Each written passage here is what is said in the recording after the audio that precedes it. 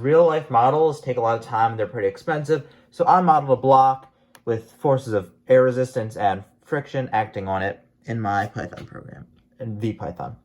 So it gets a bunch of parameters such as the initial speed of the block, coefficient of friction between the block and the ground, the size parameters of the block, the mass, the temperature of the room, and the pressure of the room.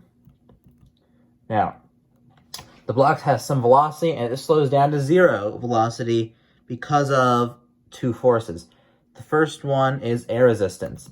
Now, we know that air resistance is 1/2 times air density times drag coefficient. Now, drag coefficient for a block is about like 2.1. It's unitless. It just has to do with like the shape of the material. Now, times cross-sectional area, which has to do with the area that the air is hitting, and the air density, which is sort of how much mass necessarily of air is per like volume is the block hitting. Now, when we rearrange the equation, we get something a little different. That is like 1/2 times the drag coefficient times air density, which is we know from the universal gas law is pressure over universal gas constant times temperature. Now, we know that this makes sense because if there's greater pressure, then the air particles will be more smushed together. So there are going to be more particles in area and thus more mass. However, air resistance coefficient is going to be inversely proportional to temperature because a greater temperature means the particles are more free flowing and thus there are fewer in one area. And the height times depth, because the height and the depth, it's hitting more air here it's hitting less air. Because we know that the force of air resistance is K, which we just calculated, times V squared.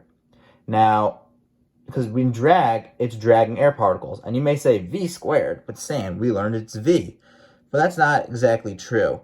It has something to do with something about Reynolds number and like inertial and viscous forces. But another way to think about it is in conservation of momentum. Now, if something's moving and it's dragging air particles, those particles originally had no velocity, but now that you're giving it velocity, conservation of momentum, your velocity has to slow down.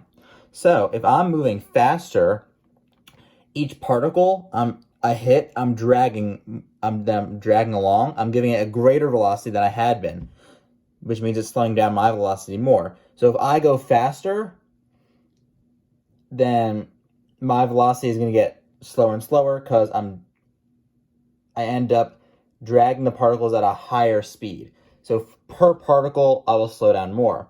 However, since I'm going faster, I'll be hitting more particles. So not only will each particle slow me down more, I'll be hitting more particles. That's two things. That's why it's V to the second power.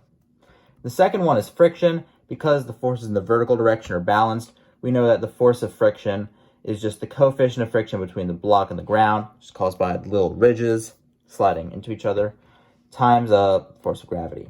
Now here we're just saying as the block is moving, we're setting the acceleration equal to the summation of both accelerations. Final velocity equals initial velocity plus acceleration times time.